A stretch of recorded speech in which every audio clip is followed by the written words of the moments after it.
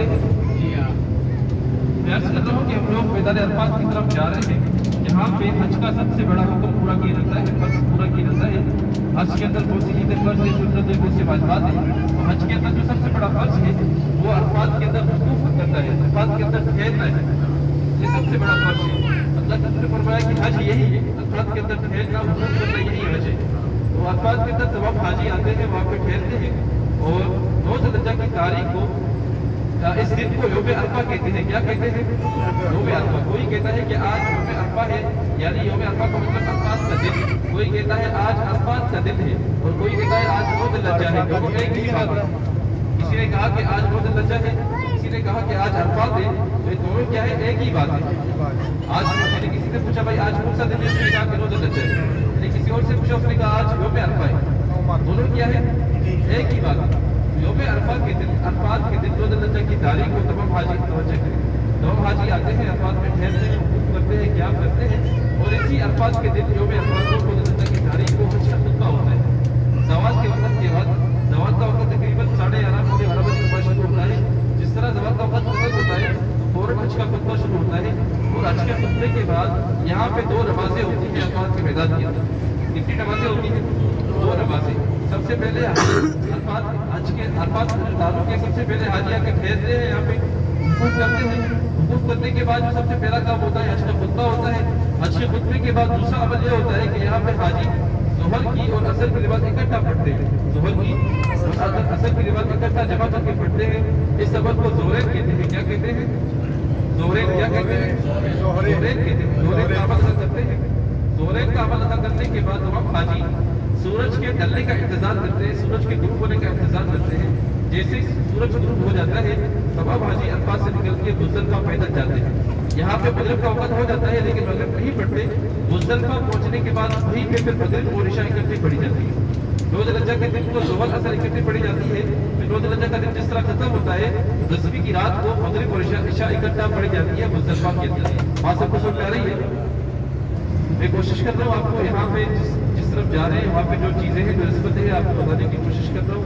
बयान का मकसद ये होता है हमारा, आप बयान करने आते हैं, आप लोग बयान सुनते रहते हैं अपना इकराम के। आपको ज़ियारत के वाले से सही बताना मकसद होता है ताकि आप लोग आते हैं, इतना दूर से आते हैं, आप लोग जिस तरफ जा रहे हैं उसके वजह से आपको मालूमात हो, उसके बारे में आपको इल्म हो, वहाँ पे क्या चीज़ें होती हैं, क्या चीज़ें नहीं होती। कोशिश करें तवज्जो के साथ बैठे इंशाअल्लाह। सब दुरूद पाक पढ़ें।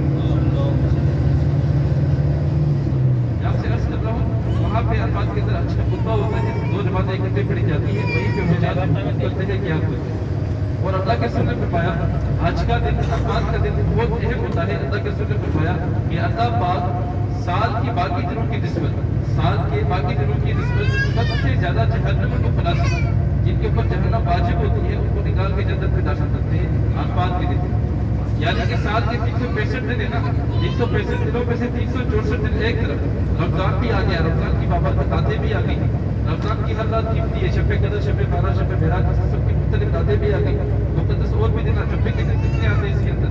लेकिन अल्लाह के रसूल ने फरमाया कि सारे एक तरफ, पूरा साल एक तरफ, अरफात का दिन एक तरफ, अल्लाह पाक सबसे ज़्यादा जहन्नम को खलासी फरमाते हैं, जिनके ऊपर जहन्नम वाजिब होता है उसको निकाल के जन्नत में दाखिल करते हैं। और अरफात के दिन का रोज़ा रखना भी सुन्नत है, 9 ज़िलहिज्जा की तारीख का रोज़ा रखना भी सुन्नत है, इंशाअल्लाह इसका भी इत्मीनान करना चाहिए। आप सबको सुन पा रही है? इस वक्त हम लोग कहाँ जा रहे हैं?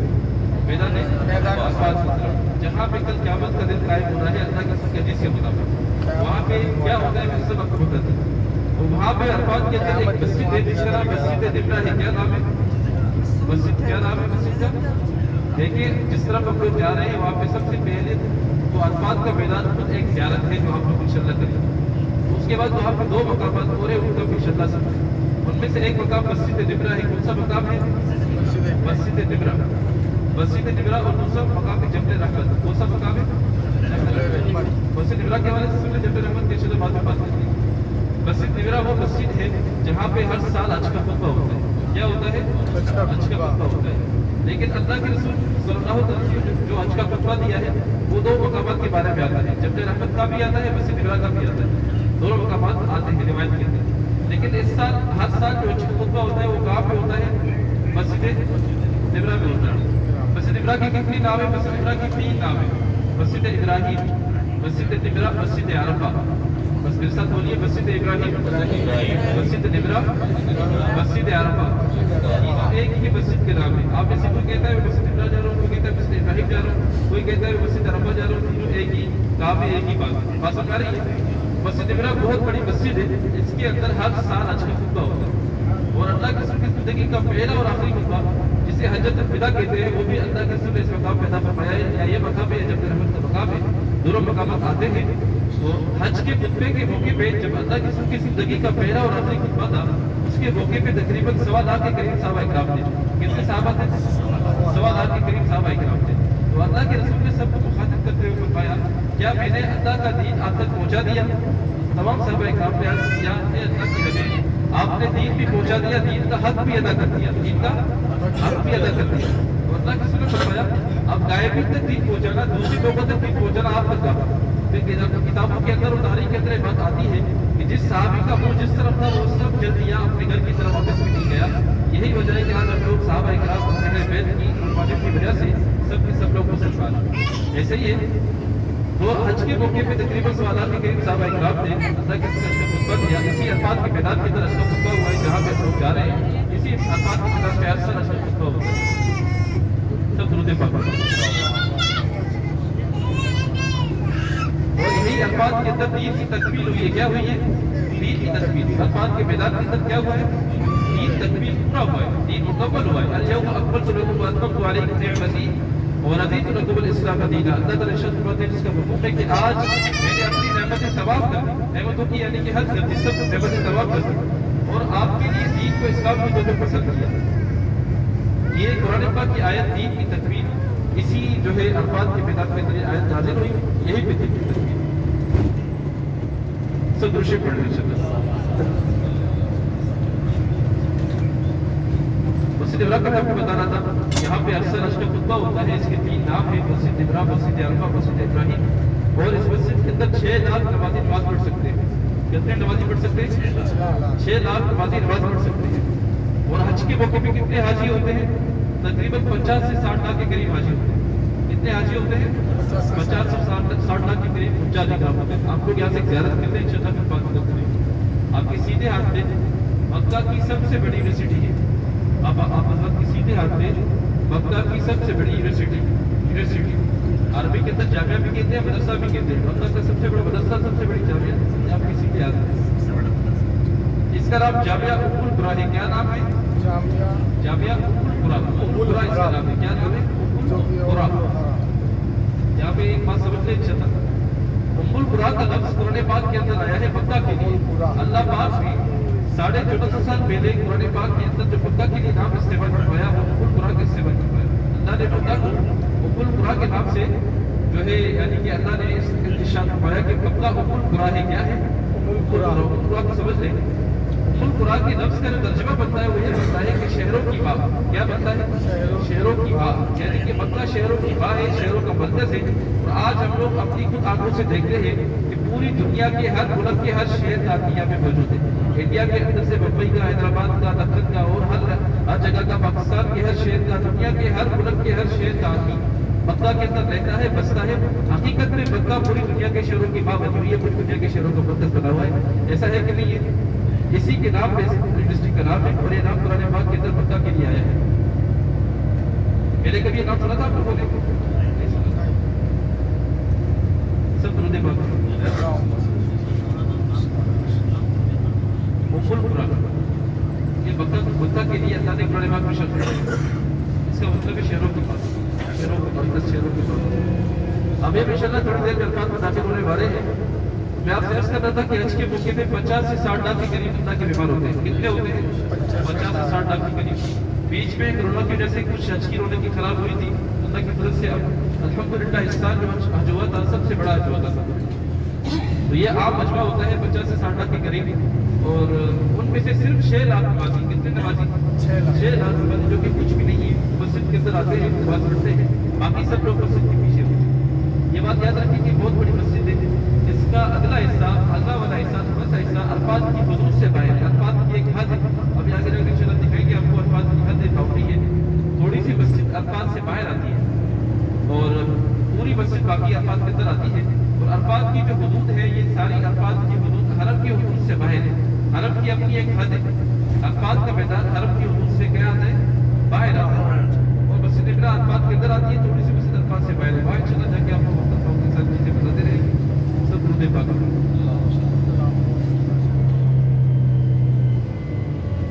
یہ پیلا بورڈ دیکھ رہے ہیں, سیدھے آتے ہیں. دیکھیے سر آگے سے اور بورڈ بھی آئیں گے. یہ عرفات کی حدود کو ظاہر کرتے ہیں. عرفات کی چاروں طرف لگے ہوئے عرفات کی باؤنڈری کو ظاہر کرتے ہیں. عرفات کی باؤنڈری کو شو عرفات چالو ہو جائے گا. عرفات کا میدان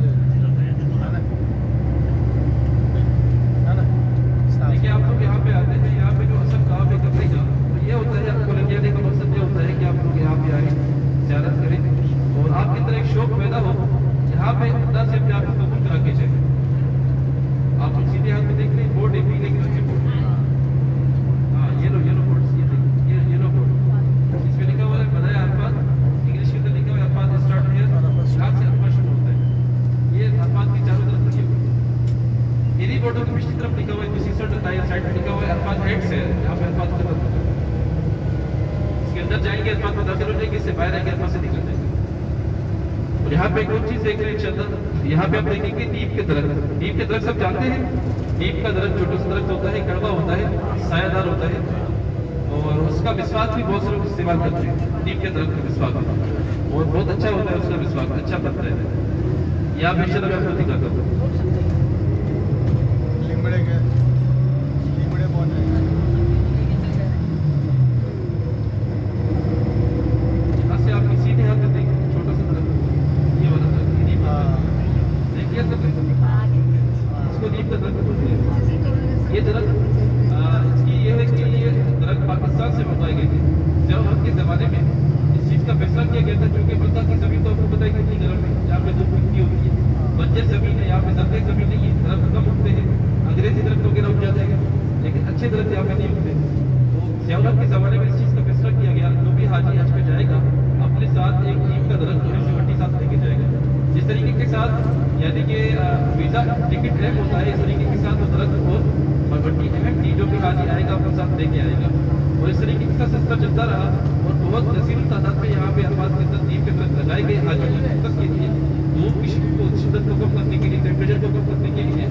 تو یہ جو اللہ نے خدمت دی پاکستان سے دی, اس کا ذریعہ زیادہ وقت میں یہ بات یاد رکھیں کہ اس طرح کے نہ کہ عرفات میں جتنے درخت لگے ہوئے ہیں وہ سارے پاکستان کی, یہ بات غلط ہے.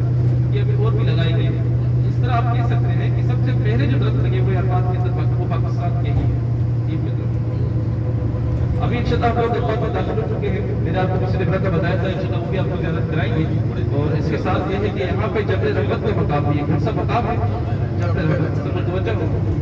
جبل رحمت میں نے آپ سے عرض کیا کہ اللہ کے رسول کے حج کے خطبے کے بارے میں دو مقامات آتے ہیں. ایک جبل رحمت آتا ہے, دوسرا مسجد ابرا آتا ہے. ہر سال جو حج کا خطبہ ہوتا ہے وہ مسجد ابرا پہ ہوتا ہے, لیکن اللہ کے رسول کے بارے میں دونوں مقامات آتے ہیں. لیکن یہ بات سمجھ لیں کہ حج کا خطبہ دینے کے بعد اللہ کے رسول صلی اللہ علیہ وسلم سب متوجہ ہیں سب لوگ. حج کا خطبہ, حج کے خطبے کے بارے میں جو اختلاف ہے کہ یہاں پہ ہوا یا وہاں پہ ہوا, ٹھیک ہے, دونوں باتیں آتی ہیں. لیکن اس بات میں کوئی اختلاف نہیں ہے کہ حج کا خطبہ ارشاد فرمانے کے بعد اللہ کے رسول صلی اللہ علیہ وسلم جبل رحمت کے دامن میں آئے, اس کے سامنے یعنی کہ اس کے دامن میں آ کے یہاں پہ کھڑے ہو کے اللہ سے دعا کی. 3.5 گھنٹے سے 4 گھنٹے کا وقت اس حدیث میں آتا ہے. دھوپ میں کھڑے ہو کے آپ کے لیے ہمارے لیے دعا کی. یہاں پہ جو کرنے کا کام ہے وہ دعا ہے. اور دوسرا چیز یہ ہے کہ اپنے گناہوں میں توبہ طائب ہے. اور اس طرح ہے کہ اسی جبل رحمت میں, جبل رحمت جس طرح ابھی ہم لوگ انشاءاللہ جا رہے ہیں وہاں پہ گاڑی روکیں گے, آپ کو انشاءاللہ موقع بھی دیں گے, آپ لوگ وہاں پہ جا سکتے ہیں, زیارت بھی کریں گے انشاءاللہ. تو جبل رحمت کے حوالے سے انشاءاللہ سنتے ہیں. یہ الفاظ کے اندر آتا ہے جبل رحمت وہ مبارک پہاڑ ہے جس پہاڑ کے اوپر دنیا کے اندر اللہ پاک کی سب سے پہلی مرتبہ رحمت نازل ہوئی. دنیا کے اندر سب سے پہلی مرتبہ جس مقام پہ اللہ کی رحمت نازل ہوئی ہے وہ کون سا مقام ہے؟ جبل رحمت کا مقام ہے. اور اسی مقام پہ حضرت آدم علیہ السلام کی اور ابا حوا کی دنیا کے اندر سب سے پہلی ملاقات ہوئی ہے. اللہ پاک نے جب ان کو دنیا کے اندر اتارا تو الگ الگ جگہوں پہ اتارا. پھر بعد میں اللہ نے ان کی دنیا کے اندر سب سے پہلی ملاقات بھی جبل رحمت کے مقام پہ کرائی. اور اس کے ساتھ ساتھ یہ ہے کہ اسی مقام پہ جب رحمت کے مقام پہ اللہ پاک نے حضرت آدم علیہ السلام کی توبہ کو قبول کیا، ان کی دعا کو قبول کیا۔ حضرت آدم علیہ السلام اس وقت ہم لوگ عرفات کے اندر ہے، پورا عرفات اس وقت بتا دیا تھا، بہت ہے بیدار ہے، اس کا تعلق حج کے موقع سے یہی پہ کل قیامت کا دن لگ رہا ہے، جس کی روشنی میں جو بات سامنے آتی ہے پورا عرفات کا بیدار تھا، اس عرفات کے اندر چل رہے ہیں۔ میں عرض کر رہا ہوں کہ جبل رحمت وہ مقام ہے جہاں پہ حضرت آدم علیہ السلام کی توبہ کو قبول کیا گیا، ان کی دعا کو قبول کیا گیا۔ 40 سال تک اللہ سے روتے رہے، لیکن کبھی بھی اللہ کی ذات سے مایوس نہیں ہوئے، داؤد نہیں ہوئے۔ اللہ پاک نے ان کو خود ایک دعا سکھلائی کہ اے آدم، جس کا حکم ہے کہ اے آدم آپ مجھ سے اس طریقے کے ساتھ دعا کریں۔ اللہ نے خود دعا سکھلائی، وہ دعا قرآن پاک کا حصہ ہے، اسے حضرت آدم علیہ السلام کی دعا کہتے ہیں۔ وہ میں پڑھ رہا ہوں، میرے ساتھ تشریف پڑھ لیں۔ ربنا ظلمنا انفسنا وان لم تغفر لنا وترحمنا لنکونن من الخاسرین۔ یہ دعا اللہ پاک نے حضرت آدم علیہ السلام کو قرآن پاک کے اندر سکھلائی، قرآن پاک کے اندر آتی ہے، وہی کی کلمات ہے، اللہ کی سکھلائی ہوئی دعا ہے۔